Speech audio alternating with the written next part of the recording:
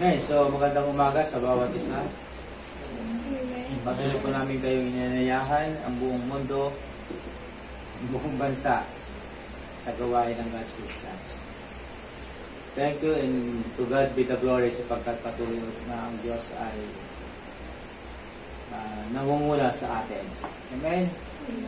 At patuloy na tayo ay magkaroon ng masiglahan sa kanyang buhay. No? Ano ang mga agam-agam o mga bagay na pangyayari, ipagkatiwala natin sa Diyos. Amen? So, last Sunday, no? First Sunday of the month at August,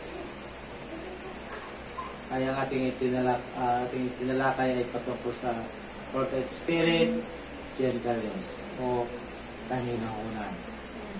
Amen? So, narapat naman talaga na dapat na tayo ay maging mahinahon sa ating mga buhay. Amen? Kasi ito ang nararapat, no? Na dapat natin matutunan ang kahinahunan.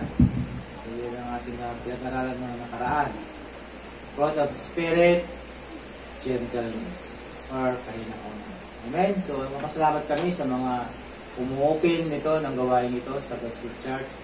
At tunay na sila po ay pinagpala ng Diyos sapagkat ano man mga inihayag sa gawain ito sa God's Church ay tunay na pinatutuhanan ng kanyang mga lingkod patungkol sa ating Panginoon Jesus Cristo. Sabi nga dyan, in the beginning was the Word, and the Word was with God, and the Word was God.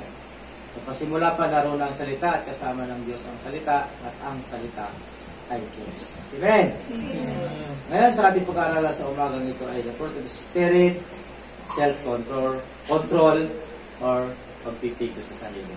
Amen? Napakaganda. Wala itong dapat naman talaga na ito yung ating pag-aaralan talaga. Akala ko yung mga kwento-kwento lang yun na sinasabi na pagpipigil sa sarili. Yung pala, in the Bible, mayroon din pala sa Bible. Or mayroon pala siyang tinatawag na mahalaga na may hayag ito sa mga tao. Akala ko noon, kasi pag may nag-aaway, tigilan mo sarili mo. Easy ka lang, parang ganon. No? Pero mahalaga rin pala to. Sabi ito sa ating pag-aaral sa umaga nito. The fruit of Spirit, self-control. So kailangan talaga natin na magkaroon tayo ng pagpipigil sa sarili. Yan, self-control. Yan, fruit of Spirit, self-control.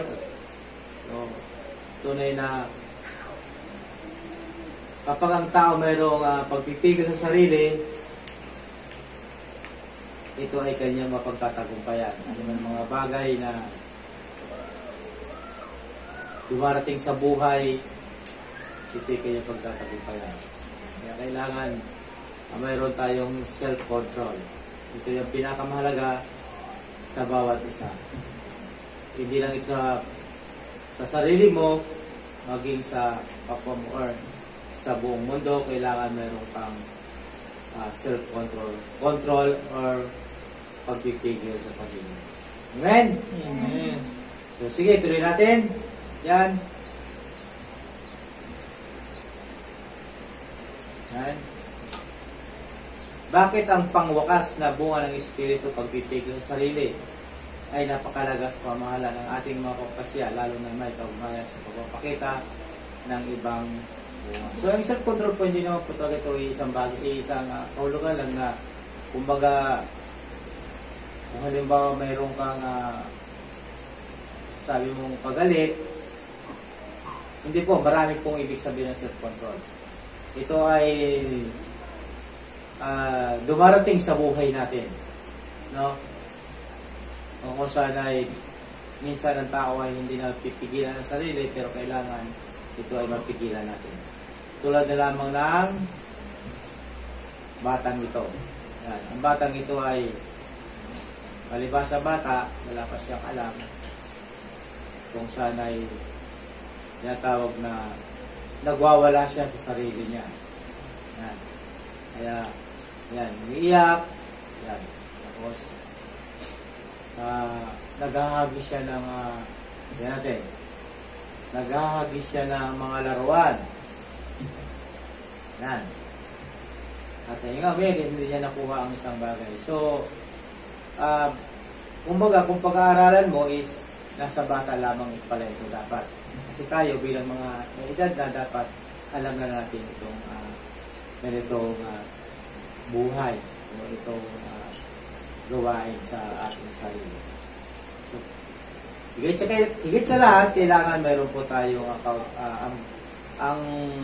kaya nga pinamaganda natin for the Spirit, self-control, kailangan mayroon ito laging kaugnayan sa Diyos upang anumang bagay na ginagawa natin ay ito ay ating sabi nga, mapipigilan. Sabi nga, ngayon nga ang mga bata ay tumatanda at nagsisimula ng trabaho at sa parang pag-uugali. Yan. Yung sigawan ng kanyang amo sa dahilan pag-uulit ang kanyang report. So, may karamihan talaga, may napipikon. May mga workers talaga na minsan di nagpigilan na sinasagot niya ang kanyang Ako, nakasagutan ko ng supervisor dun sa factory ng Yasaki. No, pwede ba naman ang trabaho ko ron? Hindi po ako nasa factory. Kumbaga nasa malaking restaurant ako. Ako po taga-serve ng hapon at mga Pilipino. Iba po yung aking doon. Aking work. Hindi po talaga ako nasa factory worker. Kundi nandun po ako sa taga-serve ng mga pagkain ng mga hapon and then mga Pilipino. Yun po ang aking trabaho ng iyong lingkod ng araw. So kahit na nagagalit yung supervisor, minsan nasasagot ko kung alam ko naman hindi ko na makontrol yung mga sinasabi niya, nasasagot ko rin minsan. May karapatan naman talaga tayong mga tiyaran. Amen. Sabi pa nga, at sa ibang version ng pag-uugali, ang pagpipigil sa sarili ito ay tatanggapin ang pagkakamali at sumusunod na walang sama ng loob. So, yun. Kailangan pagpipigil. Matuto kang tumanggap kung may mali kang gawa, kailangan matuto mong tanggapin ang iyong pagkakamali. Sapagkat ito ang bunga ng tinatawag na pagpipigil or self-control sa sarili. Amen? Sinasabi nila, ang halimbawa mabanggit ay makikita ang kulugan at ibig sabihin ito ay tigilan ang sarili. Yan. Ngayon, mabasa ba natin? Sige, mag-usap tayo. Tuloy tayo sa Spain. Okay? So, yun na dapat natin gawin. Sabi niya, ang mga halimbawa na mabanggit ay makikita sa kulugan at ibig sabihin ito ay tigilin.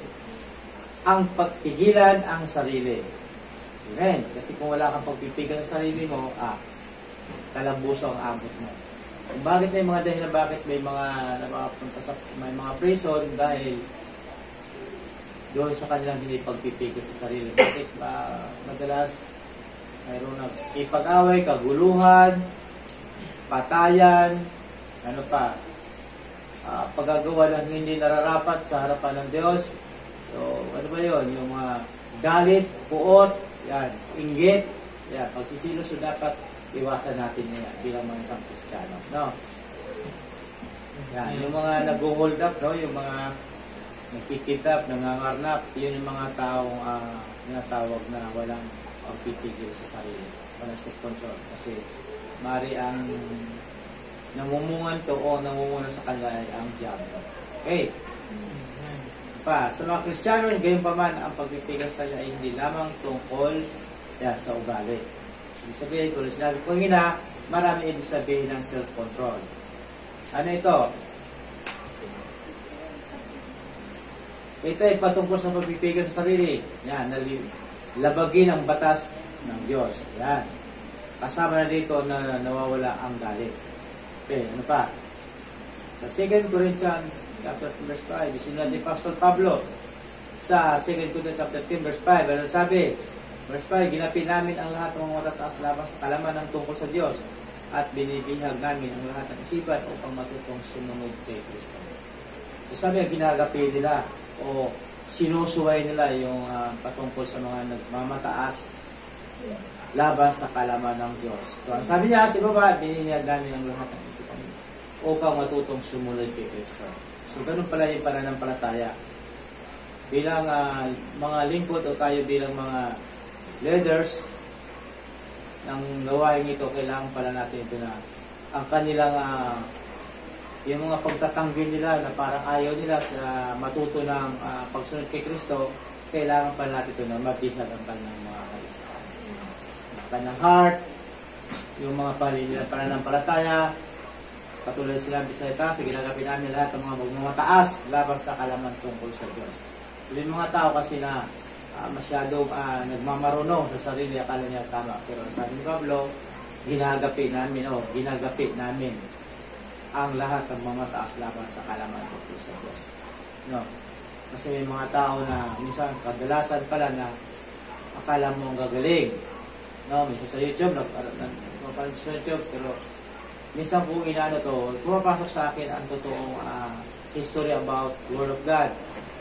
Na di naman dapat inaano yun. Parang kadalasan parang pinagmamalaki na sa sarili nila na sila ay marurunong. Yung hindi po yun. Okay, next. Yung sabi nila, dahil ang saloobin ay mahantong sa mga aksyong kabilang dito ang ganap na pagkontrol sa ating sarili sa kabila ng mga tukso. Yan. Ngayon, patungkol naman sa mga tukso. Yan, ano ba ito? Romans chapter 7, verse 23. Ngunit may ibang kapangyarihan sa mga bahagi ng aking katawan na salungat at tuntunin. Sa tuntunin ng aking isip, pinibihag ako ng mga kapangyarihan ito sa kasalanan ng inira sa aking katawan. So, meron kasi tayong mga bagay na nakatira sa ating katawan na kung saan, lalo na kung wala ka doon sa presensya ni Lord, of course, mayroon kang gawa na hindi mo mapigilan. Kaya nakakagawa ka ng mga bagay about doon sa iyong sarili. Amen? Okay, next. Ano pa? Dapat natin tandaan ang likas sa ibahagi ng mundo ito na pasamantalang pinapatakbo ng Satanas na Diablo. So, yun ang rule naman talaga ni Satanas o ng Diablo na kung saan ay gumagawa lagi siya ng buhay ng makamundo. Amen? Okay. Ano pa? Sa 2 Corintios chapter 4 verse 3 to 4, sabi niya, kung may talokbong pa ang magandang balita ang pinahayag namin, ito'y talokbong lamang sa mga napapahamak. So nagkakaroon siya ng talokbong yung mga taong napapahamak because ayaw pa nilang paniwalaan ang salita ng Diyos. Kaya nga sabi, kung may talokbong pa ang magandang balita ang pinahayag namin, sabi niya, ito'y talokbong lamang sa mga napapahamak. So magkakaroon silang kapahamakan kung ito ay hindi nila sinusunod ang kautosan ng Diyos sa kanilang mga buhay. Verse 4, hindi sila sumasampalataya, sapagkat ang kanyang isip ay binulag ng Diyos. Ng kasamaan sa daigdig na ito, upang hindi nila makita ang liwanag ng magandang balita tungkol sa kaluwalhatian ni Kristo na siyang larawan ng Diyos. Ito yung dahilan ng mga taong nakatalakbo pa ang kanyang mga paningin ng kanyang kaisipan o buong body ng katawan nila. Sila ay may mga takip pa sa kanilang buhay. Kung kaya sabi, hindi sila sumasampalataya. Yan. Bakit ganon? Sapagkat ang kanyang isip ay binulag ng Diyos. Yan. Nakasamaan sa daigdig na ito. Yan. Mayroon yung Diyos dito sa ibabaw ng lupa. Si Satanas, yung nagkukuhang waring Diyos din siya. Baka akala natin. Yung mga nagliligaw ng ating isipan, ng ating buhay. Kaya to God be the glory dahil hindi nakaranas patungkol dito sa buhay daigdig. No? At hindi dito tayo nakaranas ng mayroong mga hindi nakaranas dito na kung saan ay nananampalataya sa mga bagay na hindi dapat panampalatayanan. No? Ang iyong lingkod, yan, nakaranas ako. Kasi Catholic pa ako noon. Ikaw, Sir, Catholic ka pa rin. No? Pero hindi ko nakita yung pagiging mo. Sadyang, sabi nga, God gave me to, God's who's judge. Dahil, parang impossible na mangyari, no? Isipin mo, magkakakilala tayo. So, ang Diyos kasi talaga ang nakakabatid o so ang nakakaalam ng lahat ng bagay. Kaya nga, sabi nga, sa ating mga panalangin, kung tayo humihiling, ngunit ang kalooban ng Diyos lagi ang masunod at hindi ang kalooban natin. Amen? Dahil nagawa din ito ng ating Panginoon sa puso. So, napakasarap, napakaganda ng naranasan natin. So, and then ako, I'm so proud to God dahil proud ako kay Lord dahil may mga anak ako na hindi naranasan na makakilala sila ng mga bagay na kung ano ang pananampalataya. Ikaw, Brother Jess, nagkatuloy ka rin nung una, no? Nung una, katuloy ko pa rin, di ba? Sinagisnan mo yung pagsamba nyo sa mga larawan, di ba? So, yun. So, makikita natin. So, ang mga anak ko, to God be the glory, dahil alam ko, kaya nga punong-puno sila ng ng tinatawag na full of grace sila. And then, ngayon naman, kasama na tayo doon sa full of grace because tayo ay hindi na natin ibinaling ang ating isip about doon sa pinanampalataya na natin noong una. Amen? So, to God be the glory dahil pinakita ng Diyos yung kabutihan. Yun ang tinatawag na ang Diyos may pagpipigil din na tayo kung saan ay nananampalataya sa hindi tama, ngunit pinipigilan niya tayo upang huwag tayo manampalataya sa hindi tama. Amen? Pero pa kaya natin ang Diyos. Hallelujah. So, sabi dyan, anong sabi nila? As a verse. Okay. Kaya pa man bilang makadiyos na Kristiyano, kilala natin ang pagpipigil sa sarili at iwasan ang kasamaan sa mundo. Ayan. So, marami dyan nabubuhay sa mundo. Sa YouTube, as a pastor, hindi po masama yun na may panunuorin ako, may titingnan ako. Kasi kami po, nag-aalam po kami ng mga bagay na hindi tama. So yeah, kinukurik namin yan. Nag-message kami minsan about Word of God. Minsan yung kailangan kasi kurikin sila kasi mga ligaw sila. Kumbaga, ang kanilang mga isip ay sarado o barado. Kumbaga sa CR, barado sila. No? Kaya kailangan may kurik ito kasi sinabi naman sa Bible, sa kabilang kasulatan na ang kamalian ay kailangan ito ipigilan. O pagalitan ng mga taong gumagawa ng ganito. Kaya sabi niya, gawin bilang makadiyos, na Kristiyano, kilala natin ang pagpipigil sa sarili at iwasan ang kasamaan sa mundo. So kailangan, bilang mga lingkod, kailangan matuto rin tayo magsalita about sa mga tao kung mali yung ginagawa. Kaya nga ako bilang lingkod ng Diyos, although hindi man ako nire-respeto sa labas, why? Hindi ko may kasasama ng loob yun. Bakit? Si Jesus Christ nga. Inastos nila. Di ba? Hindi na binigyan ng pansin. Ako pa kaya na tao lamang na siyang nakakalam. O at least, alam ko. Kahit na pinagsasabihan ako ng masama, sabi ko, sana ay matutunan nila kung ano ang patungkol sa salita ng Diyos. Kasi ang tao kasi na wala salita ng Diyos, marami siyang sinasabi about sa kapwa niya na hindi tama. No? Hindi nila alam, lalo pag inaaway nila. Doon sa Ephesians chapter 4 verse 11, sabi doon, mayroong binigyan ng mga apostoles, evangelist, yung mga nag-ano, tapos pastor and guro. So, ibig sabihin, ang mga tinawag ng Diyos yun, ang mga binigay ng Diyos yun sa mundong ito, hindi mo dapat ito inaaway. Nire-respeto dapat ito. No? Kasi yun talaga, binigay talaga ang mga pastor, evangelist, or mga guro, teacher, mga pastol, may ibig sabihin, binigay ng Diyos ito upang ihayag ang kanyang salita sa mundong ito. Kaya, we need respect, no? Sana mga intindihan nila ito. Okay, so next, sabi dyan,